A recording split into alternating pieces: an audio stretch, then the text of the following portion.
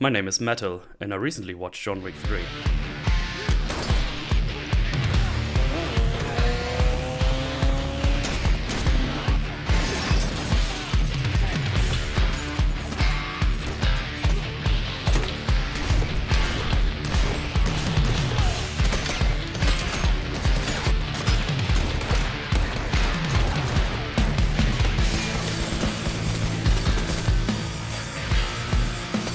I didn't like it.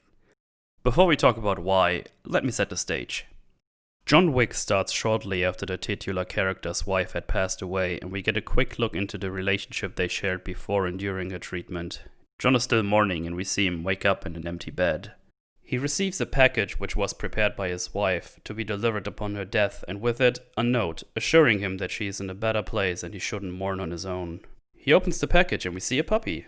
A comforting path for John to find peace. They bond very quickly. Food, shelter, and comfort come naturally, and John is able to start moving on. The following day, John goes to fuel up his car. While there, he encounters 3 men. One of them wants to buy John's car. John isn't interested in selling and quickly leaves the station. That night, the men break into John's house, beat him bloody, steal his car, and kill his dog. John wakes up to find the puppy having been laid in front of him. John buries the dog and pursues the now stolen car. Aurelio, a car dealer, tells John that the car was taken by Josef Tarasov, Vigo's son. Vigo is essentially a Russian crime boss and the leader of the Tarasov mob, a powerful crime family. And after Vigo finds out that Aurelio punched Josef, he wants an explanation. Because he stole John Wick's car, sir, and killed his dog. Oh. Soon after, John gets a call from Vigo. He tries to reason with him, but John isn't interested. It is at this point that the audience begin to understand who John Wick is, or at least who he was before we met him. Well, John wasn't exactly the boogeyman. He was the one you sent to kill the fucking boogeyman. John previously got out of this business by completing an impossible task for Vigo, and he would have stayed out if not for what happened.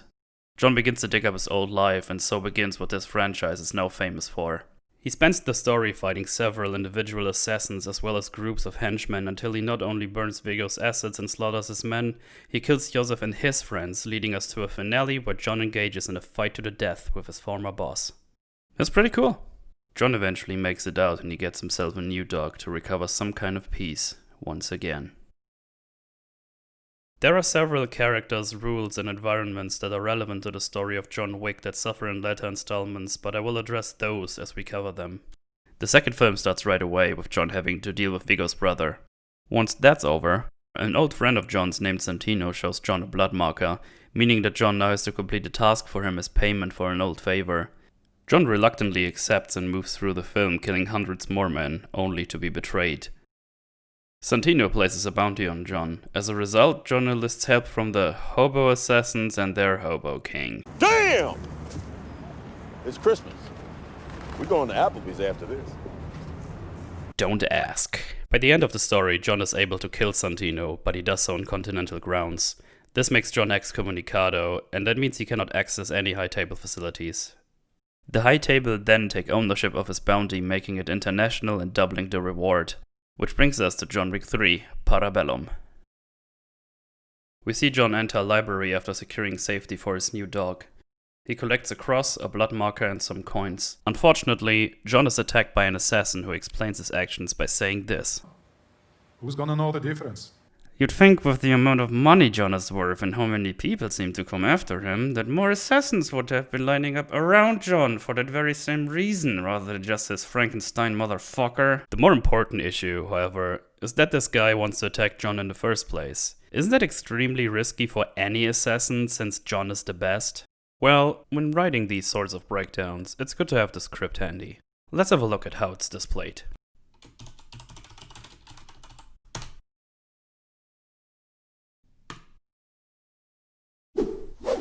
You sure this is what you want to do? 40 million, it's a lot of money. Not if you can't spend it. Yeah, that's pretty much how all of the problems are dealt with in this film. Anyway, John gets injured and decides to go to the doctor we saw in John Wick 1, and already things are getting weird. He's initially declined service because time is almost up, only then he gives in, because I guess he really likes John. Neat. only to then stop sewing the wound at the time limit because of course he can't help John without breaking the rules. Only to then say that John has to shoot him because no one will believe he stopped on time. So then why stop on time? If you're going to be shot in order to cover up you helping him, then fucking help him instead of watching John do this. One may not be enough.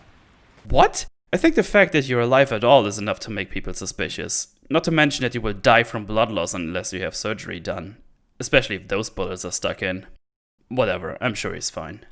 Wick then goes to a theater, which is apparently the home of a faction with the name Belarus. We discover that this is where John grew up as an orphan, and he presents the cross to the leader of this faction, demanding help. You present this to me like an answer. Initially, he is declined service because John is excommunicado. Only then she gives in, because I guess she really likes John. Neat. John is then provided passage to Casablanca, and we get introduced to the Adjudicator. She tells Winston he has 7 days to leave the Continental because someone was killed in his hotel, and the one who broke the rules wasn't killed immediately as Perkins was in the original film. She then tells the Hobo King he must abdicate his throne.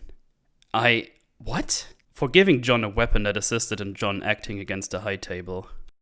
These are all very interesting details. Over in Casablanca, John meets Sophia, the woman who owes him through the blood marker.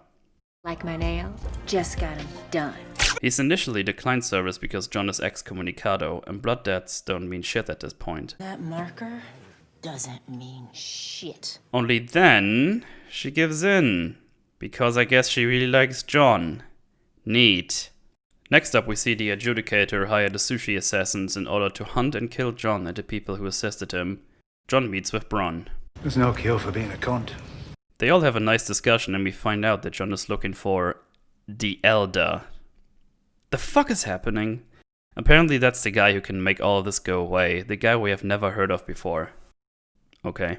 John has initially declined this information because he has broken the rules. Only then Bron gives in and tells him where to find the Elder because I guess he really likes John. Neat. Unfortunately, in exchange he wants to adopt one of Sophia's dogs, and because she says no, he shoots one of them. Okay. So, like the bullet had the bulletproof vest that the dog clearly has, so it's all good. Bron doesn't notice this because he's a cunt, which gives our heroes the perfect out. They can leave now. No harm, no foul. Doggo even gets to live. Wait, what are you doing? Why? You guys are hideously outnumbered and you could have just left. Everything would have been... Oh. You guys won easily against like 100 dudes. You just... I don't... Anyway, the hint is essentially to walk at the edge of the desert following Canis Minor, a small constellation, until you sort of die, and then someone will pick you up. Okay. The Hobo Assassins are torn to shreds by the Sushi Assassins, and as punishment for his crimes, the Hobo King is cut 7 times for the 7 bullets he provided John. We're gonna come back to that shit. So, John goes on his desert-bound journey and it actually works.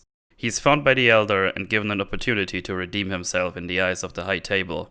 Though he is still excommunicado and the contract is still open until he completes his task of killing Winston and cutting off one of his own fingers. Why? John goes back to New York and bumps into the Sushi Assassins. He fights them all the way to the Continental where he then talks to Winston. John decides to spare Winston and together, with the might of the Butler Assassins, they defend the Continental. The Continental is then deconsecrated by the Adjudicator and a large team of Elder Assassins are sent in to kill John and Winston.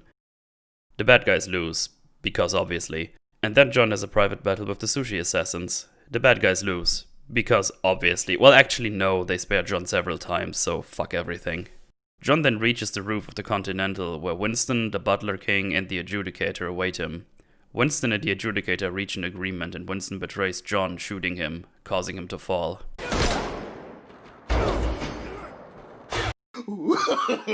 No, no, no, no.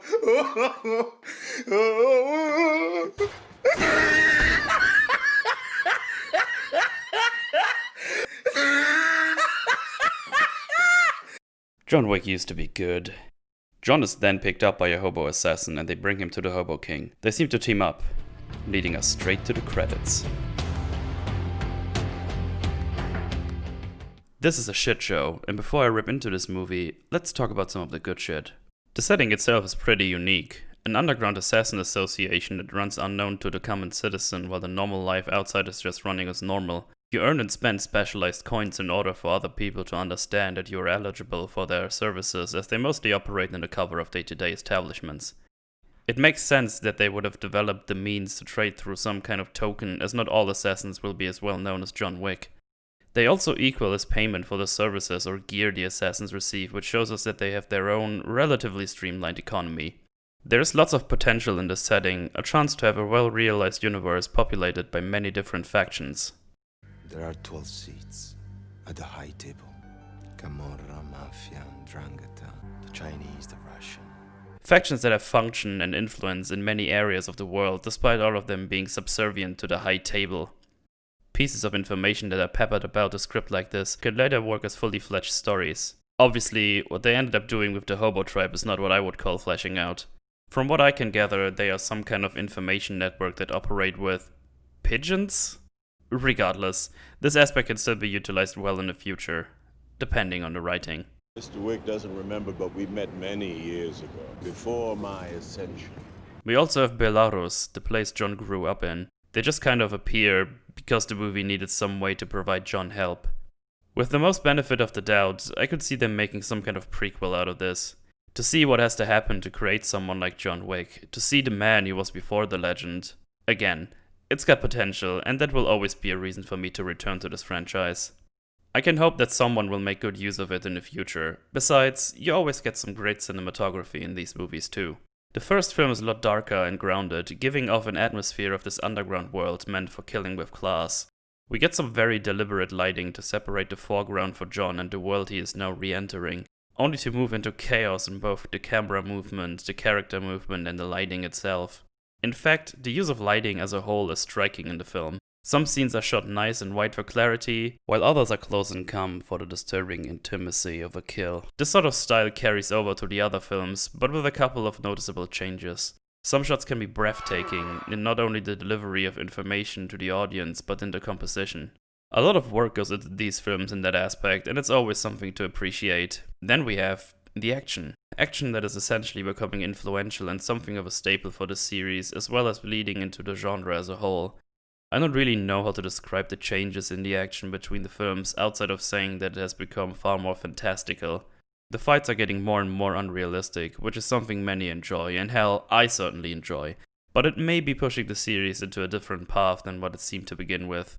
Regardless, it's pretty amazing in each of the movies. And so, the biggest pro of each film? Keanu Reeves is in it. I'm not really making a comment on his acting or his physicality in the role, despite those being very interesting topics.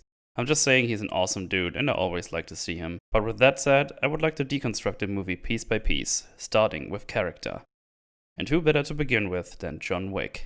John is a man of focus, commitment, sheer will. I once saw him kill 3 men in a bar. With a pencil. With a fucking pencil. Yeah, pretty much. Everyone knows who John Wick is, for the most part. His abilities and reputation for assassination precede any aspect of his actual presence. Recognizing that you may very well owe him is something of a horrifying realization, even for the most powerful men in the world. Oh. Despite carefully laid plans, despite tons of manpower, despite a moral conviction, Baba Yaga. It was just a fucking car, just a fucking dog. they fight and lose. It's pretty clear, or at least it was. Since the second film having been rolled out, everybody in the assassin world just openly attempts to kill John.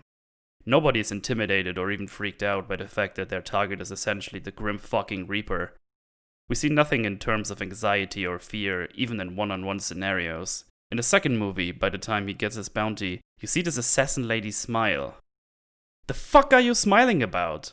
Did you see the name that bounty is connected to? I don't care if it's for millions, it's John fucking Wick. The super assassin, the guy who constantly completes impossible missions and murders everyone he encounters. Why in the world would you get anywhere near him? But if you do want to do it, if you want to commit to this, then why not come at him with a team? Aside from the sushi ninjas, people are just trying to assault him alone. And even then, they give John all the time in the world to react. Made to live as brutes, but to follow virtue and knowledge.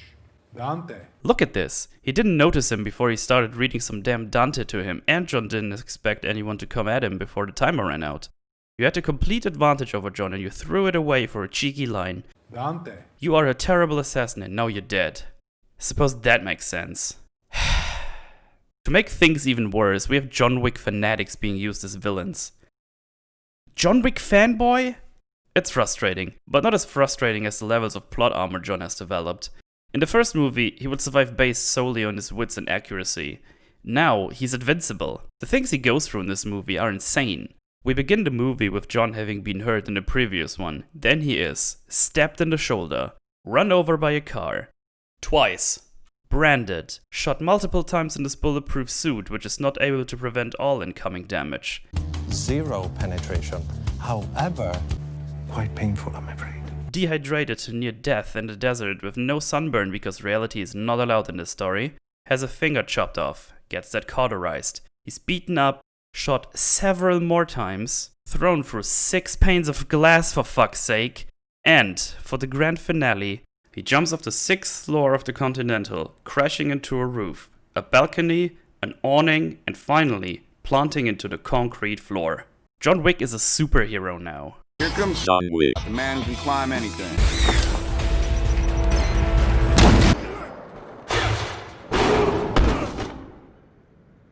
John Wick was quite the assassin during the events of the first film.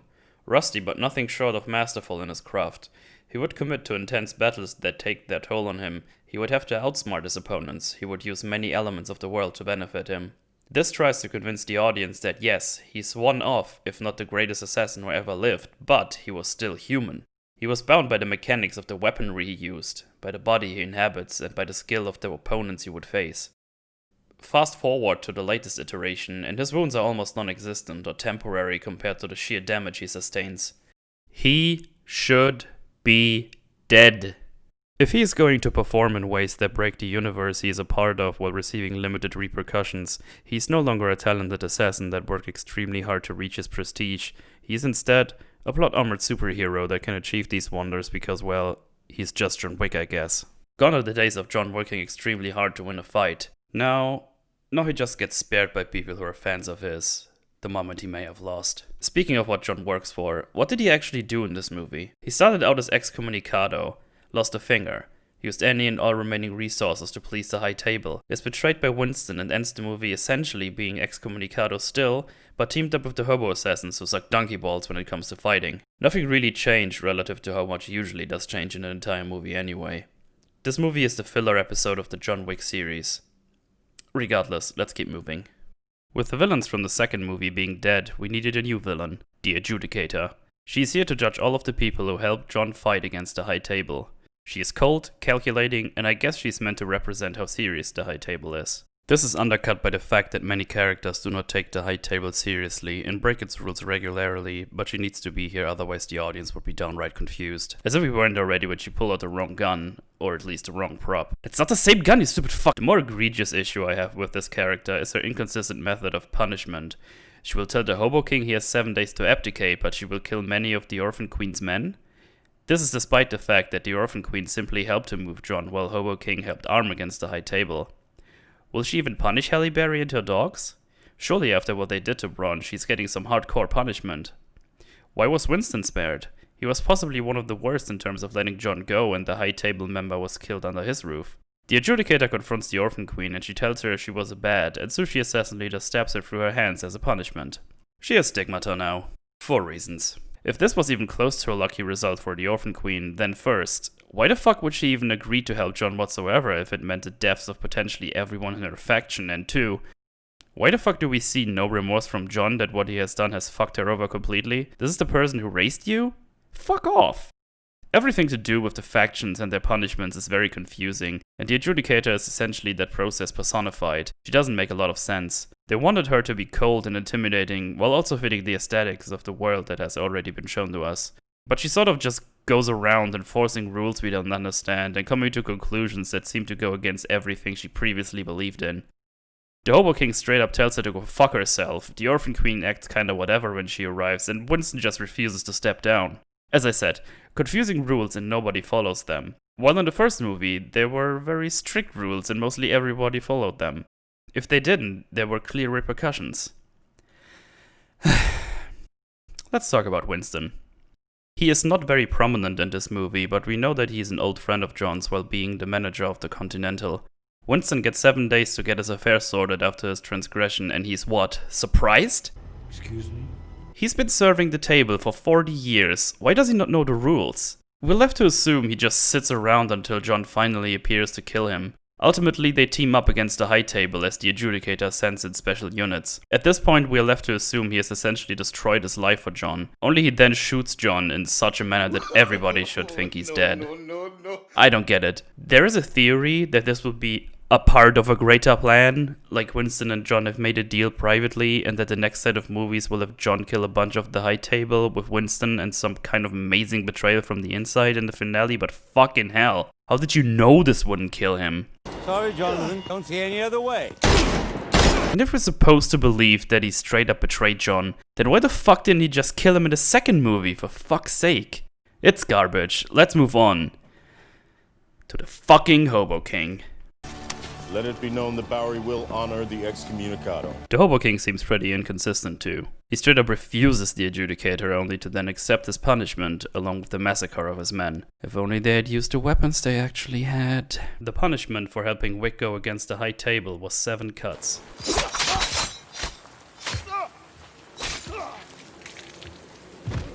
Was that 6? Honestly, I'm only counting 6. With 7 cuts. No, it's 6. Do it in slow-mo.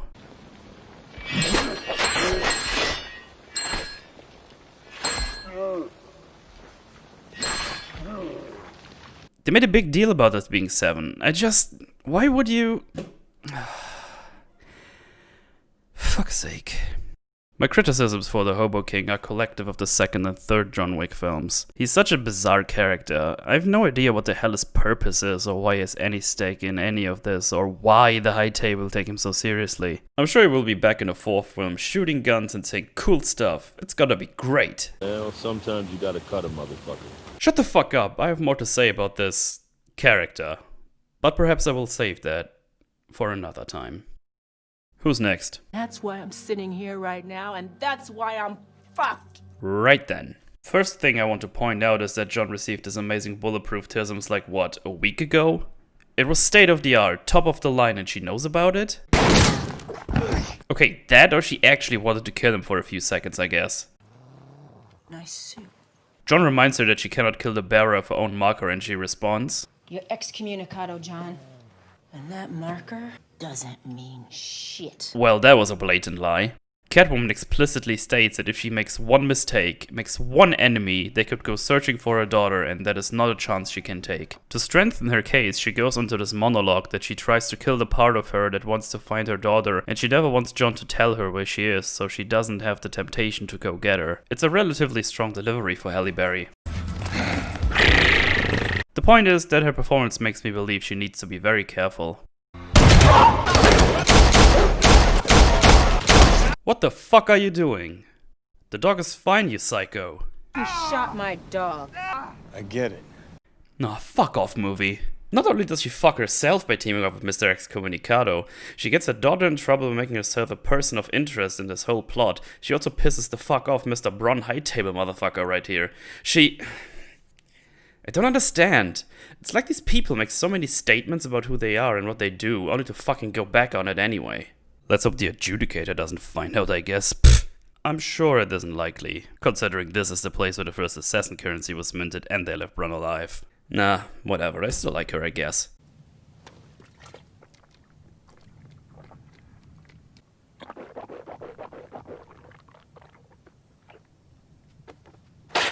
No, she's a cunt. Consequences. Wait, hang on. Isn't the marker supposed to be recorded in some book or whatever? Would he even be able to write in said book if he was excommunicado? How the fuck does any of this work? If it was just blood, couldn't you just cut the person who you owed and then put your own thumb on the thing? What the fuck is all of this shit? I also want to highlight that she put so much effort into blaming him when she caused every last bit of the drama. She almost killed them both, yet it's his fault. John should have just found the guy on his own. The last character I want to address is Zero, the leader of the sushi assassins, hired by the Adjudicator to carry out the punishments she intends for the many different factions. Outside of him being a fan of John, we know he's talented and that's about it, leading him to be the final combat boss of the film, to the point that he nearly kills him several times. Sir, put your weapon down. Wait, where the fuck did Butler Man come from? Hang on, how do the rules apply to John when he's excommunicado? I thought they are allowed to kill people when they break rules. He's excommunicado. Unless you wish to become the same, I suggest you lower your gun. What? You can't kill John on continental grounds, even if he's excommunicado? Meaning he cannot take advantage of any high table facilities? Does it mean John could hide out in any of these buildings? Or are people allowed to drag him out and kill him? If so, why not do that, Zero? What the fuck are the rules in this world? Why am I still complaining about the insanity of these rules? Look, either way it could work. The problem is that it's not really about the respect or admiration like we saw in previous films. He's a fanboy. I'm a huge fan, John Wick.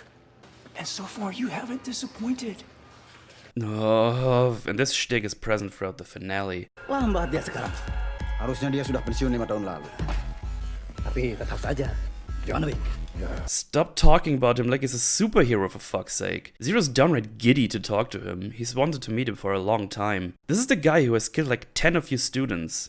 Do you not care at all? Well, I would say it's the opposite, in fact. Next time we see him is when he saves John and tells him that he will only be killed by his sword and runs off. Wasn't the whole point of bringing in the reinforcements to help Zero win? We'll be sending some of our finest for additional support. Cool. Very cool. You killed the only fucking guy who had a shot at killing John, you turd. You had to be so lucky that none of the others came this close, like, oh, say, your own students.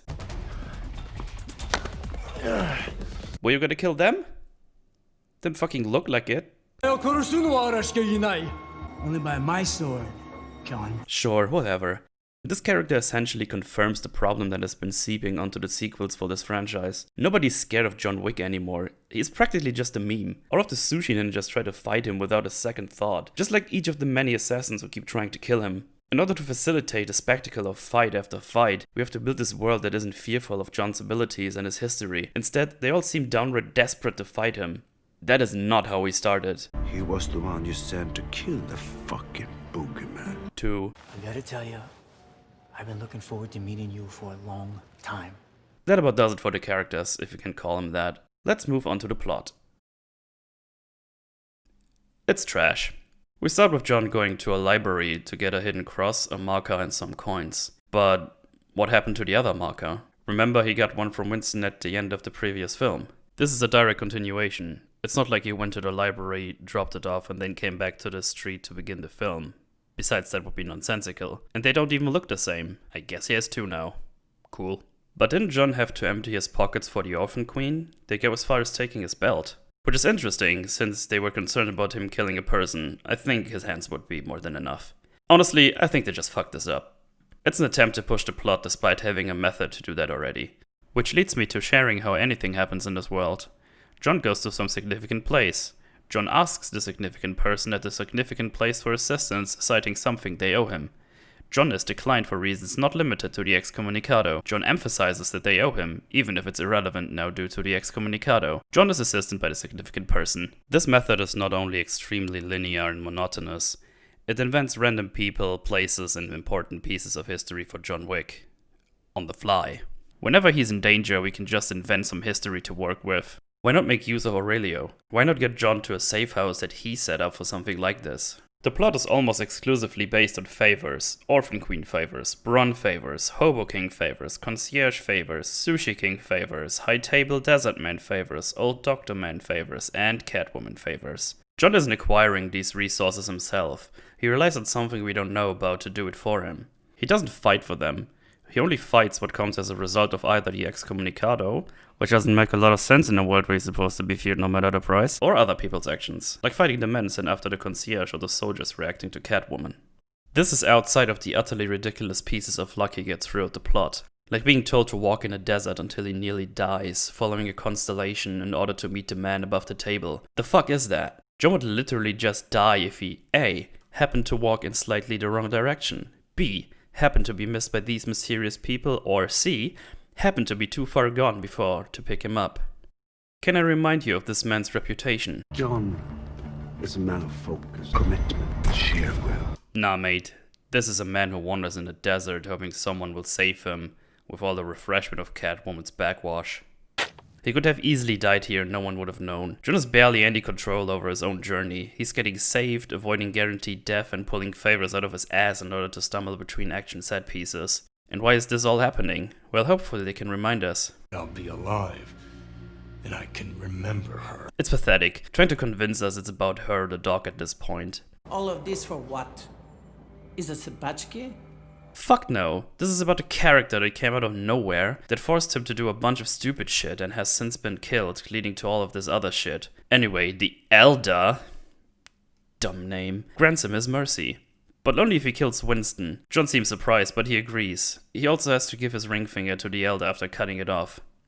I don't know why, shut up. The important thing to consider is that the bounty on John's head stays active as long as he hasn't killed Winston. This means that the sushi ninjas are still going to try and kill John.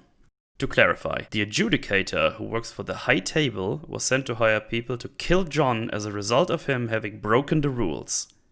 John is then told to kill Winston by the High Table as penance for breaking the rules. As he attempts to complete this mission, he is attacked by the people who work for the High Table. That's a great system you got there, you fucking idiots. Anyway, John came all of this way to decline the High Table, which is what began this whole thing, and this is what convinced him. Who do you wish to die as? The Baba Yaga, the last thing many men ever see, or as a man who loved and was loved by his wife? How's this something that John hadn't thought about? And even still, how is he going to avoid being the Baba Yaga by killing the scores of people who come to kill him? It's just sad that John's worldview is shattered after 3 minutes with Winston. All he says is that John will serve the table for ages. But why would that be a surprise? That's part of the fucking agreement. John is getting a reprieve that no other person would ever get. I am having a really tough time understanding why John would just go back on this after everything he went through. Why did John not realize what he was doing the second he was told to trade in his fucking wedding ring of all things? Like I said, we start the movie with John trying to escape the High Table and ends with them running from the High Table with the hobo assassins. Nothing in the world changed. The alignments are mostly the same and the only people who died were introduced in this movie. And unless they managed to reframe the events in this film with the sequel, nothing was achieved. This was filler disguised as spectacle. And speaking of the spectacle, I'm not one to say what is definitively right or wrong when it comes to choreography, direction, or editing, but there are many elements I noticed during this movie that I can't help but highlight. First, there were many moments that John could die, but the assailant doesn't take the opportunity or they just behave like idiots in general. For example, a Frankenstein assassin chooses to warn John instead of killing him immediately. Dante. Remember how John was hit by the car and it did fuck all? Why aren't the assassins getting out of the car and start shooting him? Look at the dude John shoots while he's riding the horse. He crashes into a car as a result of what John does, but he wasn't slowing down. The piece of shit was going to crash anyway. How do you miss a car you're barreling toward? Honestly, if you look closely at a lot of fights through the film, you start to notice that people just seem to forget that they have two working arms when fighting John. The best example, I think, is this knife fight. At first, John locks up the guy's left arm with his left arm while trying to push a knife into his eye with his right, pushing against the guy's right. This makes sense. But then watch this. John moves his hand to hold the guy's head in place. This means that the guy's left arm is free and he's doing fucking nothing with it. They try and zoom in on this moment to help the audience forget how this would work logistically, and the gore factor will have you wincing before thinking, but fuck me, that's bad. Let's scoot over to the Casablanca shootout. How do John and Sophia manage to avoid being shot when they're in this level of an open area? There are dudes all over the place. There's so many that several are just casually standing around waiting to be killed. The fuck are you doing? One of them just gets bitten by a dog and is out of commission. No weapon, nothing. We then have this dude just looking at his friendo getting chewed the fuck out. He's not going to try and kill Sophia or the dog, I guess. We also have random dudes charging in with knives, which is an interesting choice during a shootout. Even the ones with guns will get extremely close to John for no reason at all. But hey, we get to watch some cool moves as a result, so there we are. When you start to stack these things up, it becomes rather frustrating. Like, how about the time where John is out of ammo for his pistol? Not to worry, the enemy is as well. What a coincidence. Oh, the other enemy is as well. What a coincidence. We see them all reload, and John is so much faster that he kills them both, plus a Randy who just happens to enter the scene a second too late. This is seriously retarded. Not only do we have the very unlikely scenario that 3 people run out of ammo at the same time, we have them all decide to have a standoff for a few seconds for no reason, where, if any of the baddies went to reload immediately, the scenario would have been quite different. We also have John shooting them in the order that they were going to become lethal first, and all of this is on top of no one else noticing the scenario play out and taking an easy shot on John. John is as lucky as the enemies are retarded in this movie. If this was the last few enemies, it would be less egregious, but the scene goes on. What is this guy doing? He was like knocked in the face, sure, but what the oh jeez, oh god, I've been hit, oh god, oh, I'm dead. So over to New York, we get something rather bothersome. The motorcycle chase scene. We get a baddie abandoning his bike to mount one of his mates so he can stab John with more ease, I assume. Which in itself is insane, but it also leads to this. What the fuck are you doing? Like, sure, the guy on that bike is dead, I think. But why engage in this? Imagine how wrong it could have gone, or who else it might have hit on his own fucking team. Hopefully you knew that guy was already dead. God forbid he was hanging on for dear life only for you to plow a fucking bike into him. What the fuck? What is this retarded shit? When we get to the Continental, we have the shootout scene with the high table soldiers. It is extremely selective when the soldiers get knocked over from bullets or barely feel them at all. Whenever John hits them, you can bet they will stagger, but when the butler assassins shoot them, it's like they don't give a fuck. It's not a distance thing, John does it from far away as well as close. Also, if the helmets are so protective, then how is it that the shots are coming through the other side when shot with the visor up? Is that a real thing, or is it just for the spectacle? Finishing the shootout, we move into the last couple of bosses. The sushi ninjas who knock John through glass 6 times in a goddamn row. How does anyone watch this without laughing by the last one at the very least? Like, there's a whole bunch of tism here. Ninja dude sorta rolls through the shot and then waits a bit before attacking while his friendo gets beaten up. It's weird. There's a bunch of supernatural ninja vanishes and reappearances that seem incredibly silly. Zero straight up vanishes into a lit panel of glass. You can't do that. It's not possible. It's just fucking glass. But hey, John does it too. At one point he disappears into what is a well-lit corner, as seen from another angle soon after. Also, sometimes those glass panels are bulletproof, but in other scenes they get sliced easily or people straight fall through them. John slowly walks to Zero, instead of rushing to press his advantage in this fight to the death. Zero just spares John's life several times in this battle. Just move the blade, Zero. Move it. Just push it to the side, you absolute tism. I guess the last thing is that there's a surprising amount of attention given to the art of the nut shot in this movie. John and a strong selection of the other characters in this movie, including the dogs, punch, kick, and bite the nuts of many of the bad guys. It's downright disturbing.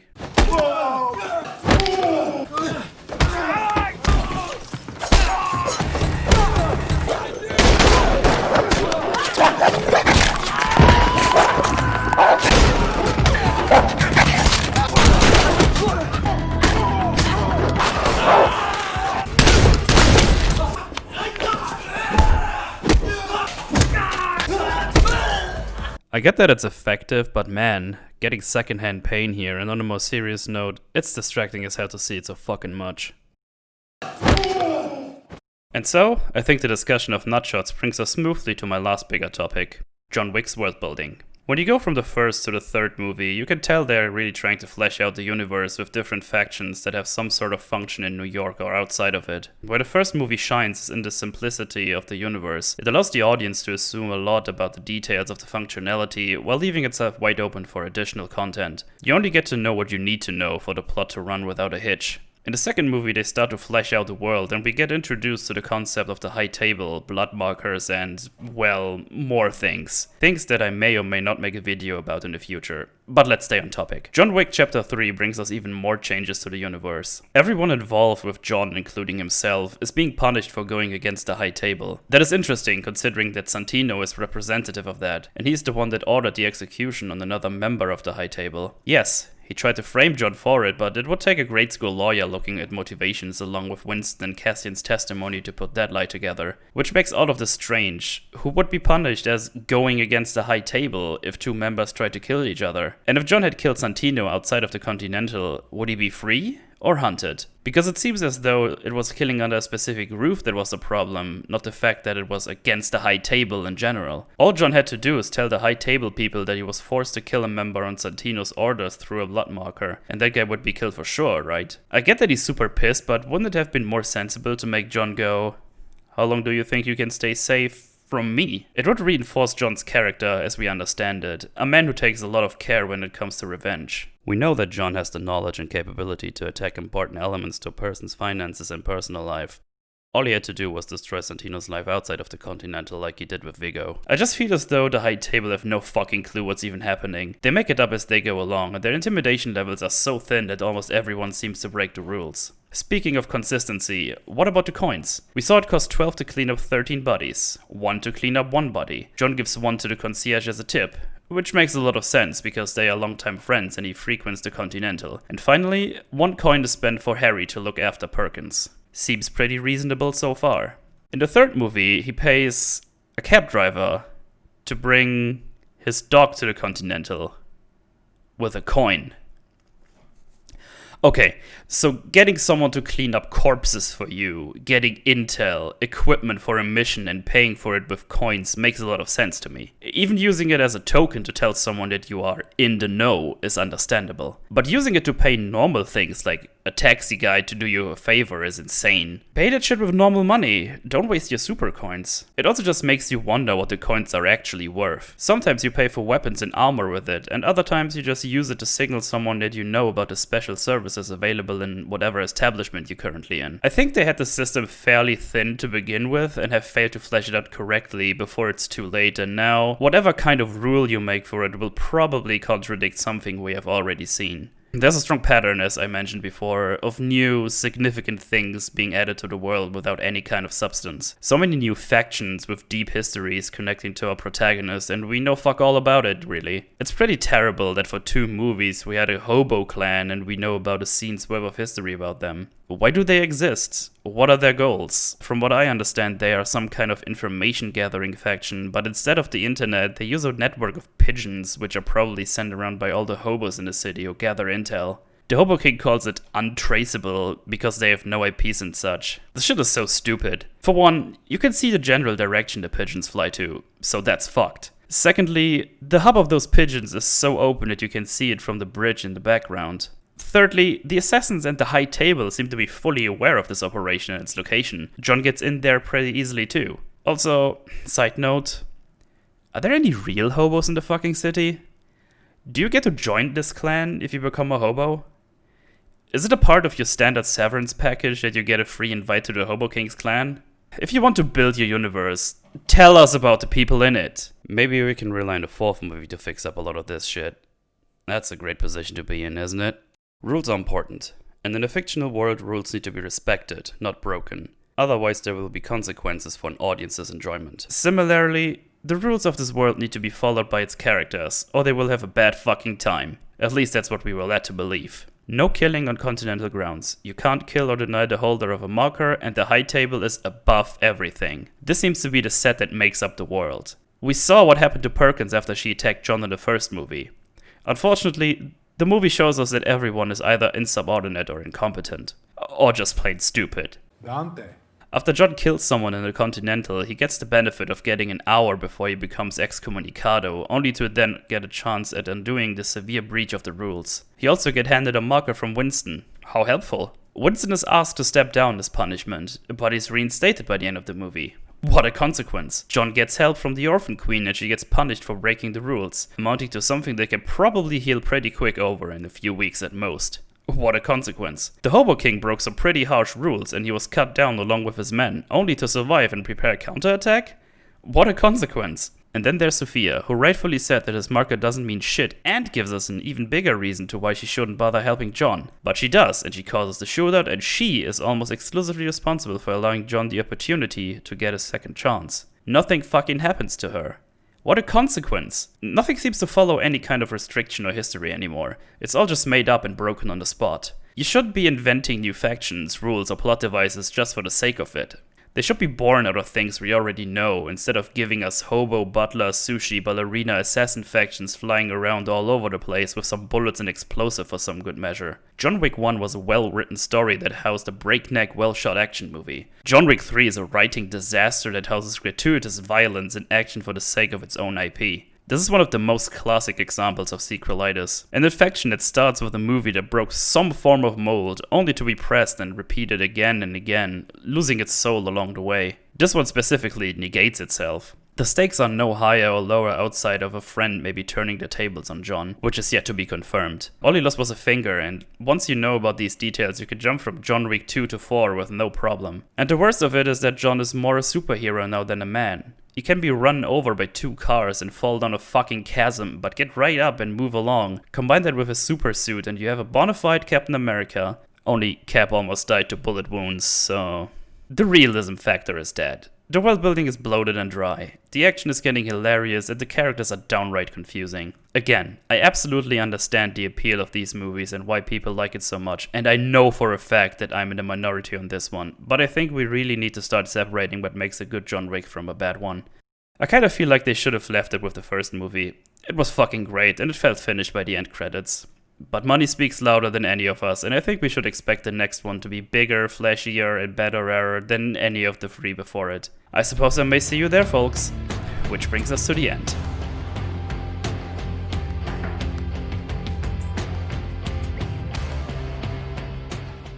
Thank you all so much for watching. It's been fun to dig into the finer details of a movie and see what makes it tick. I have found that a single watch through can almost give you an illusion of what was actually there, and unfortunately for John Wick, it didn't improve once processed. Let me know what you thought of in the video in the comments, and if enough people care, I might do one for John Wick 2. I'm not a fan of that one either. But feel free to request some stuff you think I could tackle, and I will consider it going forward. This is my first analytical video, and it's been a weird experience. It's all new to me. Any and all feedback is more than welcome. And I want to give a big thanks to Mahler for helping me out with the script and the editing. There's a lot of organizing to this whole thing, and that has been smoothed out with his experience, but yeah, thanks for watching, and I shall see you in the future.